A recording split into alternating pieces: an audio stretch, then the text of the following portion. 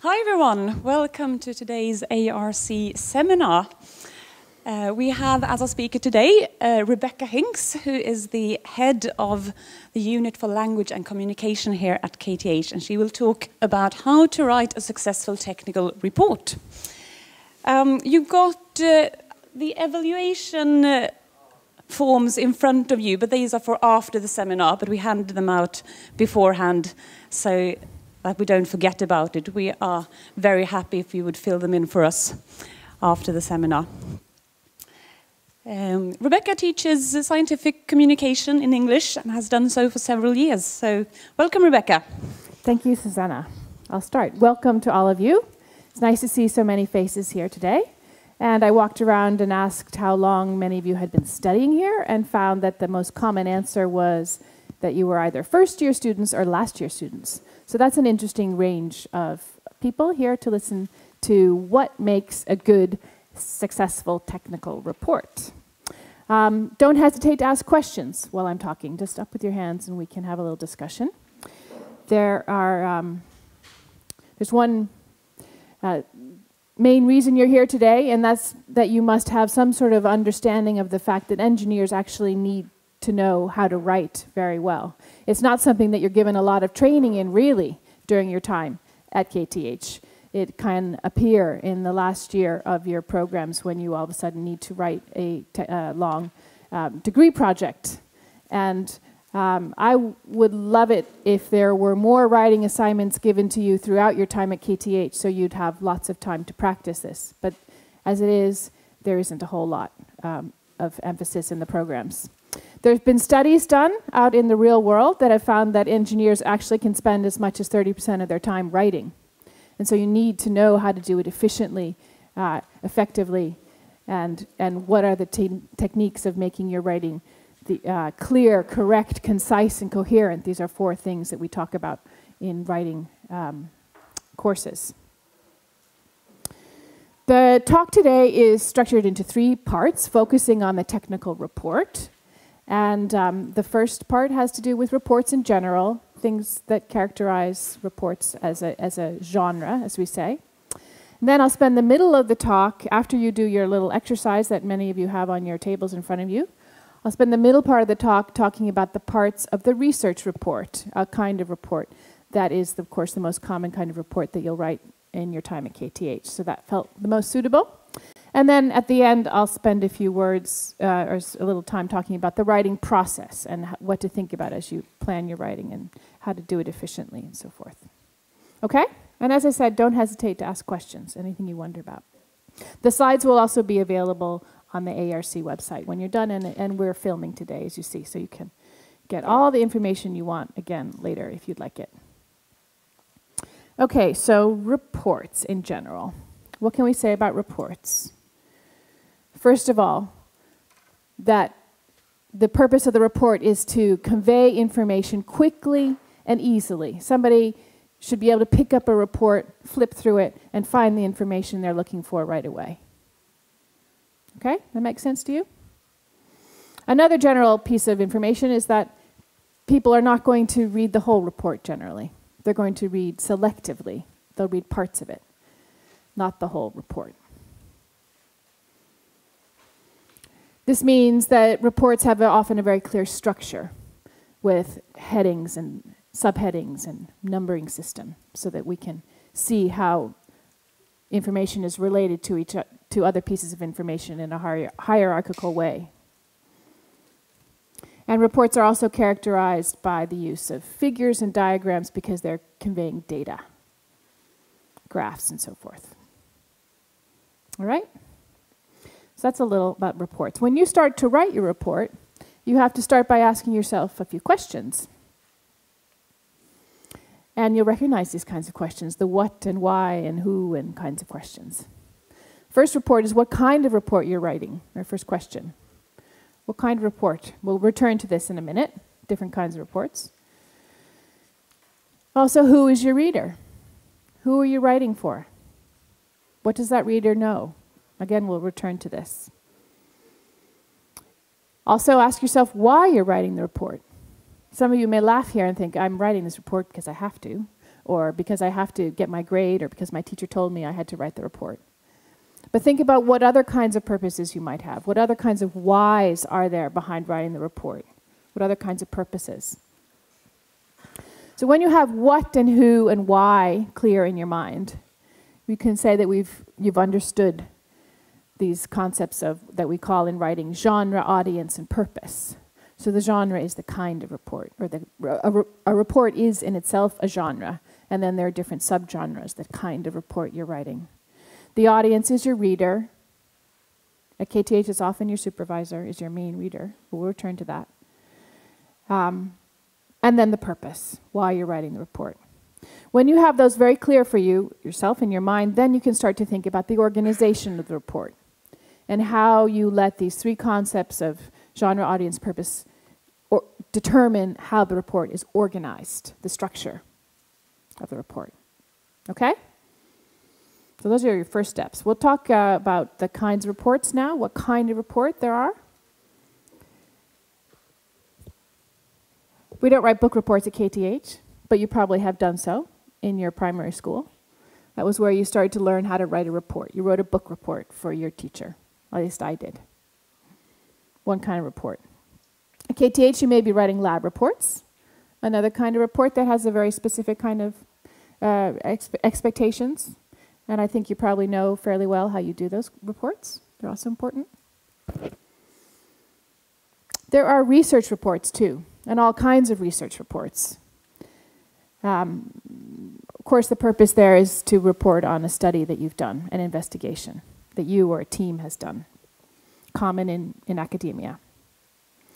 When you leave KTH and you're out in the working world, there are many other kinds of reports that you'll be responsible for as engineers. You may have a project report that you need to report on to the supervisors of your company. You may need to now and then give a little progress report. How are things going with your project? You may be asked to examine the feasibility of a topic. Can we build this system in a right amount of time? Is it feasible? Is it possible to build? There's a kind of report called a feasibility report. Maybe something goes wrong. Something awful happens, and you have to write an accident report from an engineering perspective. Another kind of report. Maybe some of you will leave the engineering world or move to something tangible, or something related, and you'll be responsible for financial reports. I don't know, but there are many kinds of reports out there, and I wanted you to reflect a little bit on it's not just one kind of report. When you're asking yourself the question of what kind of report you're writing, you should perhaps look around and see if you can find other examples of this kind of report that are good examples that you could use as inspiration or models. It's very useful to read other work. This will give you a feeling for what is expected of this genre. Okay, so that was a little reflection about the kinds of reports. We'll return, of course, to the structure of these. So now we'll talk about the reader and the audience.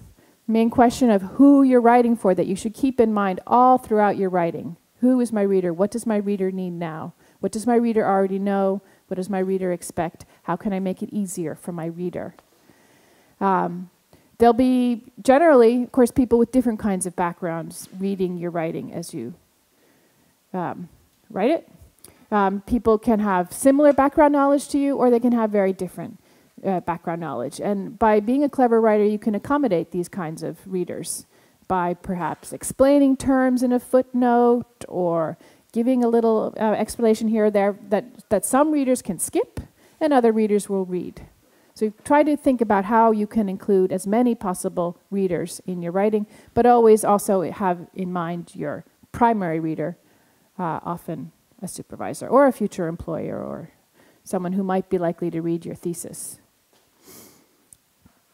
So what are the needs of your reader in terms of a clear structure, in terms of the terminology that you may or may not need to explain for readers, and also how much time does your reader have? Because readers are often busy people and don't want to spend unnecessary amounts of time reading something.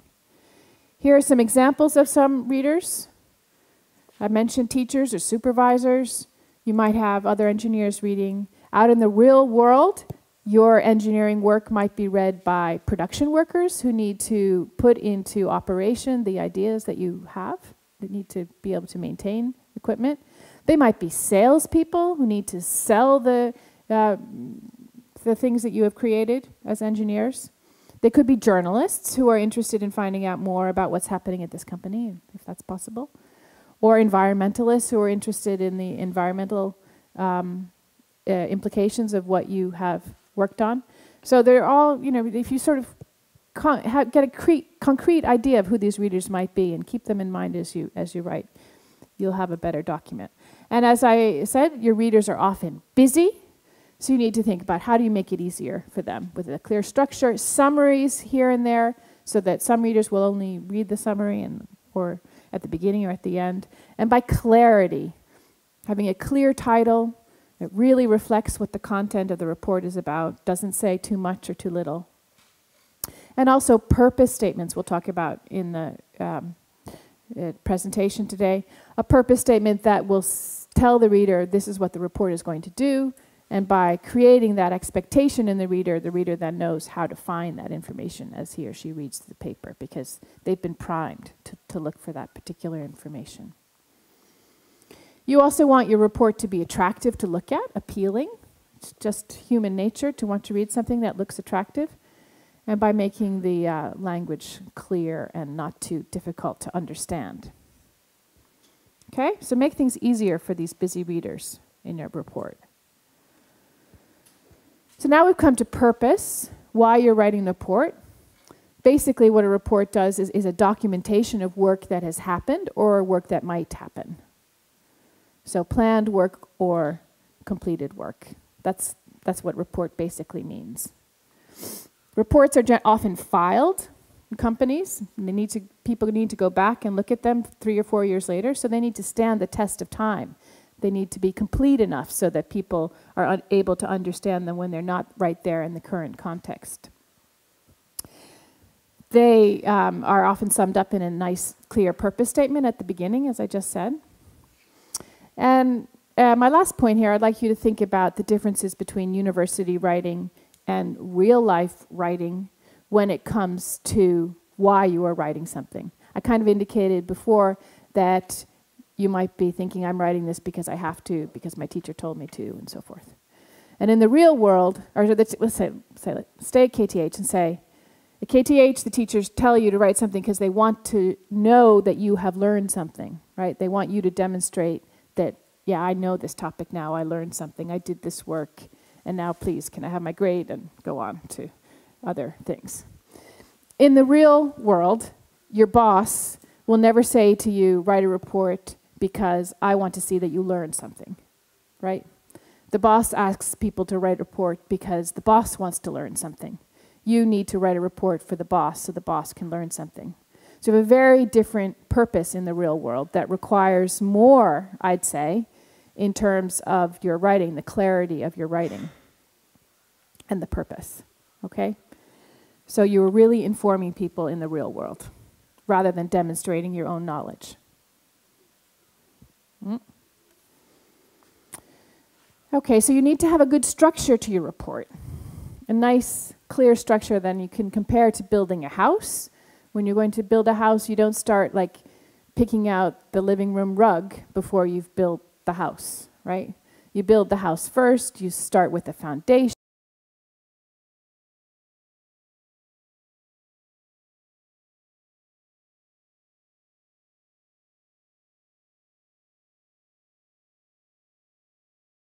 And then you can go back and add and add and add and add. And I often say in this context that I'm so happy, or say, you are so lucky that you are students now when you have computers to work on and word processors than back in the 1970s when I was a student and I had to write everything out by hand and then give it to a typist often if it was a long piece to be typed and that was it. Because you have the opportunity to constantly be going back and working on bits in a non-linear order in a much easier way than previous students could do. So congratulations, make use of this. The other thing to remember there is that a house, at least my apartment anyway, where I live, is never finished. It can always be improved. But at some point you have to stop and say this is enough, right? So nothing is ever really perfect. Writing is an endless process. No questions so far? All right, I'm going to keep you a little active now. So You have in front of you parts of the report. We're sort of moving on to our second part of the talk now. Working with a partner, and if you don't have some, maybe you can move on and sit with the table. Works to work in twos or works to threes. I don't have any more sets, however. So find a good structure for this report. This is the kind of generic report rather than a research report. See if you can agree on that.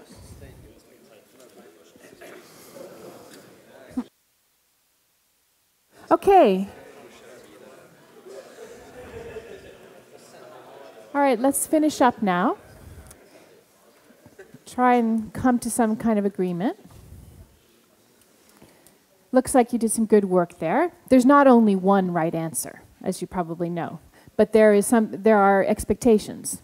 You can say that, and then you can choose to change your structure according to your audience and your purpose, as I said before. But let's look at it together. I've animated this up for you. Of course, at the beginning, we have the title, right? No problem there. Sometimes people want to put the table of contents right after the title, but really the abstract should come after that, and then the table of contents, okay? Arguments about that. We want the abstract up front to be able to see right away what the report is about. I'm going to talk about all these parts in detail as we go after this part, so I won't spend a lot of time on them. Now we'll just talk about the order. All right, so then after that, we have the introduction, of course.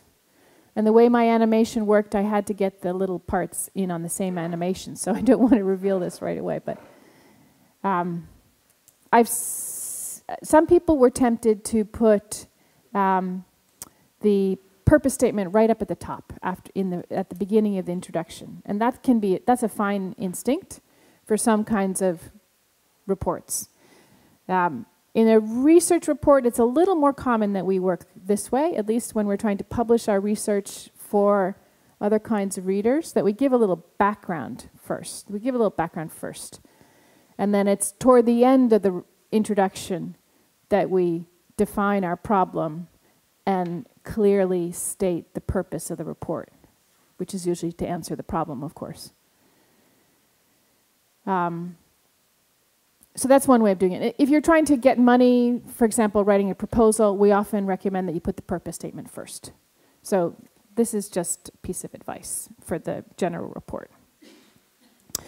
Okay, after introduction, we usually say how we did our study, right? So that's where we find the method. And you may have procedure and you may have equipment that you need to describe in your method section. You may not. But anyway, the method where you talk about what you did. After that, we have the results, right? IMRD, we talk about introduction, method, results, and then after that, we discuss our results. We'll come back to these parts, as I say. Then people were a little unsure how to order the end of the report. We can have the conclusion immediately following the discussion. And then if we have a recommendation section, we might want to have that even at the very end after that, following the conclusion. So there are just some bullet points, perhaps, of recommendations at the very end of the report, if there are recommendations or not. Then we would list the works that we have cited in our writing, the references, which are not the same as the bibliography, where the bibliography is a list of texts on the topic that might be interesting for other people to read, as opposed to the references, which were just the works that you referred to in the writing. Then we have at the very end, very last thing, if we have any appendices. One appendix, several appendices, and I will return to that, as I said. Okay? So good. Today we're focusing on research reports, because they are the type that you're likely to write as bachelor's or master's students. And we're thinking about the kinds of reports that are published locally, like in our KTH DIVA system, or the Swedish DIVA system. So they're published, but they're not really intended for a wide readership, and they're not peer-reviewed, and they're not published in journals. And the way they look, the form of them can vary, of course, from department to department. And your department will be able to give you instructions of what they expect the report to look like. We're going to talk about 10 sections of the research report. I have plenty of time for that. So these 10 sections, and you'll note that in the introduction here we're talking, I don't have the problem statement, background and so forth, but I have another section called the literature review, because that's an important part of undergraduate writing that you will not find as much in the real world unless you're PhD students. So that's the main difference to what we just looked at. Okay, so talking through these bit by bit, the title page. So I'm not talking only about the title, but what should be on the title page. Of course, you start with the title of the report, which has a clear subject, but it should have more information than just the subject. Because if you just write the subject, it might sound like you're writing a whole book, and you're not in a report. A report is much more focused. So not only the subject, but what kind of study you're doing. Information for the reader, whether it's an experimental study or a survey or a comparison. These kinds of words can be useful in a title so the reader knows what to expect. And also something about the scope, that you give information about the limits of the study, that it's how narrow it is or how broad. But on the title page there needs to be more information too, so think about what else will be there. You may have a course name and number, you may have the department and the university to this kind of information, who of course is the author, who is the supervisor, and perhaps dates are all relevant to have on the very first page of a report, as well as the good title. Yeah. I would think so, yeah. No.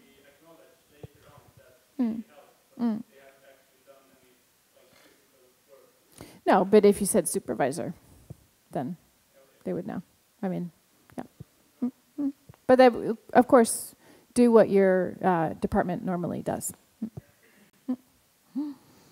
I hope your supervisor is like a really helpful person that you want to acknowledge right up at the very top. I know they themselves feel very aware of their responsibility in the reports. Okay. The abstract or the summary, and one of the common things I find with abstracts, or all of us find with abstracts, is that sometimes students can confuse the abstract with the introduction and see it as some way of sort of introducing the reader to the topic. And it's not to be confused with the introduction. It's different. It's a summary. The abstract is a summary of the whole report, which should focus on the most important findings and not give a lot of background. So what was done and what was found, not a lot of general information, not why you were doing the study, not references, not diagrams, those kinds of things. So a substitute for the report. So somebody knows, aha, read the summary first. Does this look more interesting? Then I'll read the rest of the report. Or maybe I'll just read the abstract, and that'll be enough for me. We talk about abstracts in the academic world. In the real world, we may talk about summaries or executive summaries, because they're written for those busy people who don't have time to read the whole thing. Okay, I skipped the table of contents. Not a whole lot to say about that. We're coming to the introduction. And the purpose of the introduction is to bring your reader into the report, give them enough background so they understand why you're writing the report. They can understand the rest of the report, understand the context.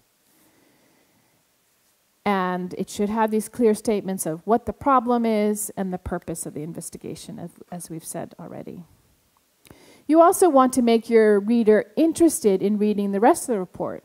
It should awaken their interest. It should make it sound like the topic really matters, that other people are interested in the topic, that the work has been well done, and the writer is in charge and in control of what he or she is writing about. So awakens the interest of the reader and also lets the reader know what to expect in the rest of the report by that purpose statement. Okay? The introduction should not be too long either, so it doesn't mean just write forever. But be focused, an important part of the text.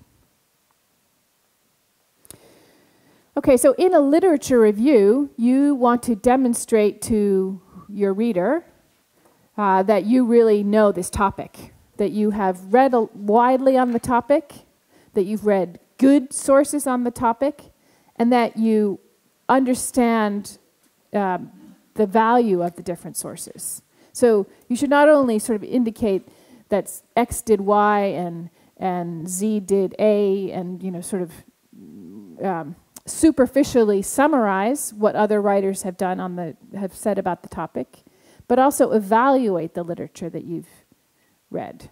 Be critical of the literature you've read. Synthesize literature. Demonstrate that you really understand it, rather than just sort of listing work that's done on the topic. That is one of the biggest weaknesses of student writing, that students just sort of list the work on the topic without demonstrating that really understand it. Understand how that literature has contributed to the whole area, its strengths, its weaknesses, how that literature relates to the work that you are doing. So moving all the other work into your own understanding of the problem. Okay? So that's an important part, too, the literature review. Next part is the methodology, which of course explains how you gathered your data, or how you generated your data, how you did your study, and also how you analyzed that data. You don't need to assume the reader knows a lot of them. You assume the reader knows roughly enough about your field to follow what you've done. You don't need to explain in detail all of the different methods or why they come from or so forth. The methodology is very focused on your own work. You don't need to be referring to other work often in the methodology section, unless you're referring to how other writers have worked with similar methods. Okay, questions about the methods or any of the parts so far? Then after your methods, you talk about your results. You can say I have a son who did computer science, a bachelor's. He's now doing a PhD. It's been really fun to follow his writing for years. When he was a bachelor's student, he tried to publish his bachelor's thesis. It didn't really get published, but one of the things he did in that first attempt at publication was to get it all sort of mixed up between his methods and results section. He had a hard time separating it. I thought that was interesting. So I hope that you don't have the same problem anyway. The methods talks about how you did things, and the results talks about what you found. The results tend to be the place where you find most of the graphics, the charts and so forth. So you have a visual representation of your results, but also very important that you have a detailed textual representation as well. So you write about your research findings instead of just saying, these are my results. That's not good enough. We can say that a picture says 1,000 words, but results don't always speak for themselves. So what's obvious to you in your graphs, because you've worked on those graphs forever and ever, is not obvious to the reader. It's your responsibility to interpret those results for your reader in the writing. So what's most interesting? What are the important trends or relationships? What's unexpected? And what's expected findings? So write about all your figures, refer to all your figures, write carefully about them in the results section. We're talking now about a report that has separate results and discussion sections, but some of you may be writing reports where they're combined. Results and discussion combined is really very common nowadays. That means that what I'm talking about now in the discussion section may be something that you should do in the results section. It's under the same heading. One of the problems of having a combined results and discussion section, I think, is that what is done in the discussion can get, or what should be done in the discussion, can get a little bit not enough attention if it's a combined section. Because in a discussion, you want to sort of really dive deep into your results, really comment on them, evaluate your results, explain them, explain why you have unexpected results. Also make the connection back to your literature review. How do your results compare with the results of other people who have done similar studies?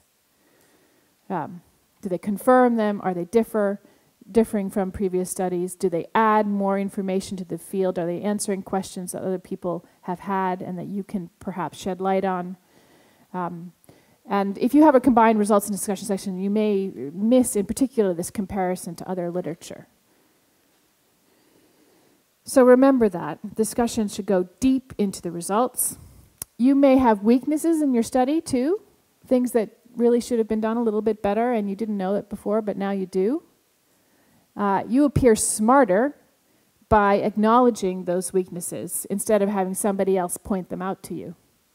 So if there's a weakness in your study, it doesn't hurt to acknowledge that in your discussion section in a nice way without saying, oh, this was so bad, you know.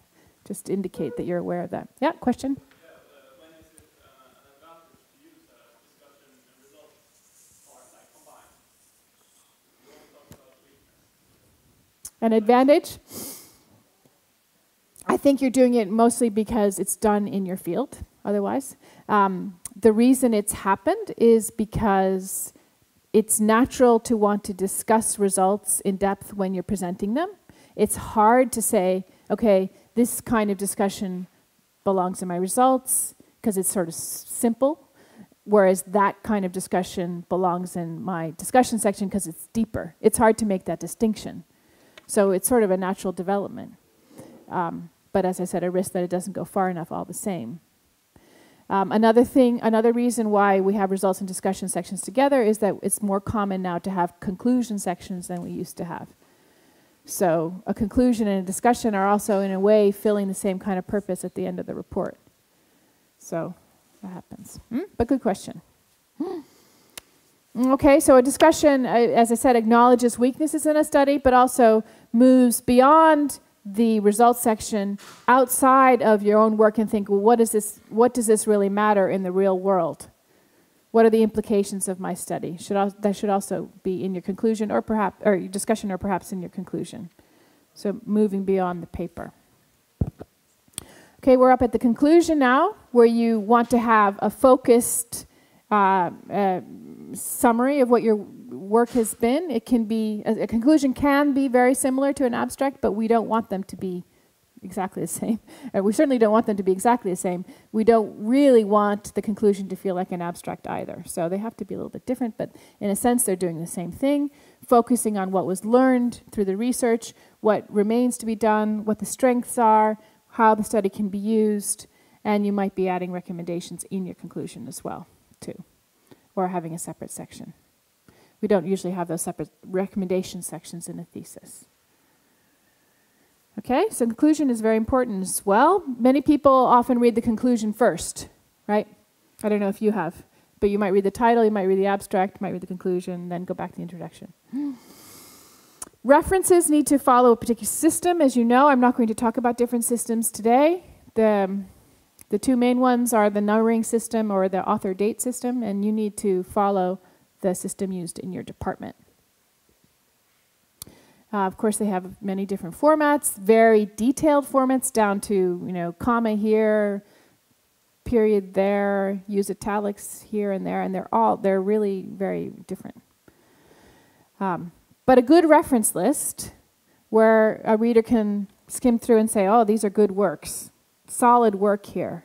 These are research reports, these are books, these are not a lot of websites and stuff. Looking at the quality of the references indicates the quality of the report. You want to have quality references in your reference list. Okay, and finally we're at the appendix.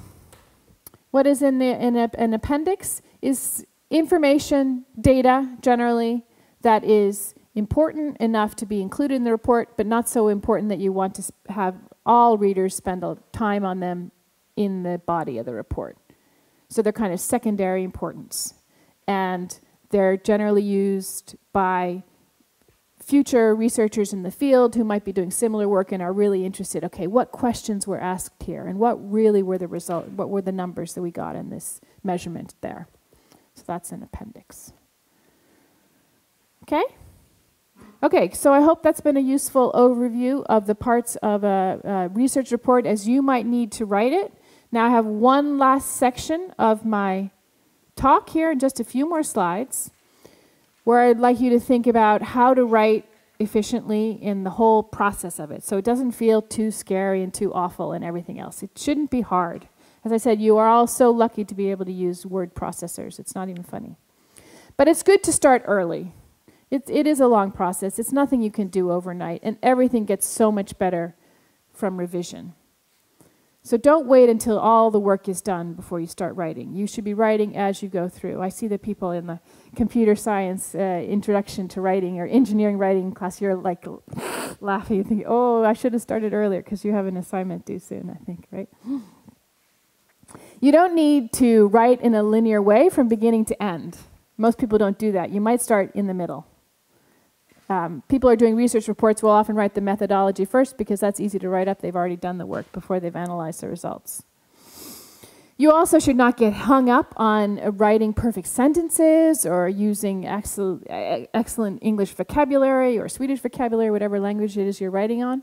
You don't need to get all the linguistic details right in the beginning. You shouldn't let that get in your way. You should just work through that. If you don't know the word or can't get the perfect sentence together, just move on, and when you come back to it, it often will have solved itself. Okay, so don't get stuck. Keep moving. As I said, leave lots of time for revision, maybe as much or more time as you have in writing the first drafts, going back through the parts, reading them again and again, with a rest in between. So a few days where you haven't looked at it and coming back and looking at it with new eyes, and you'll find solutions to things that you might have been stuck on before. Does that all make sense? Tools available to you. I talked about references. When you're doing your work, put all your references into a database manager, a reference manager, a database from the very beginning, from the time you read them, from the time you download them from the library or whatever you've done. Use those database managers or reference managers to allow you to not have to spend any time on your reference list finding where the periods should be and the italics and everything else. So use those systems. I think you talked about that, Sarah, didn't you, in an ARC seminar? Reference database systems. And if I don't know what software you're using, but whatever software you're using, you should be using formatting so that you can easily make a table of contents. And I use the abbreviation TOC here deliberately because it's kind of hard to understand in Word that TOC actually means table of contents. But if you say, heading 1, heading 2, subheading, so forth, then you can easily make a table of contents at the end. You don't have to waste any time on that either. Spell checkers and grammar checkers are really improving. And of course, you're all going to use spell checkers. It's stupid for anyone to have to go around checking people's spelling. But be aware of the fact that grammar checkers can help a lot too, to find verb endings and things that are hard to see otherwise if you're writing in a second language in particular. Okay, so use the tools available to you. Thinking about language and vocabulary. You don't want to make things difficult for your readers by using a lot of fancy vocabulary that people don't know the meaning of. So you don't need to impress people by your fancy vocabulary, although you do want to use words of the right register that sound suitably formal, and you want to use words that are suitably specific as well.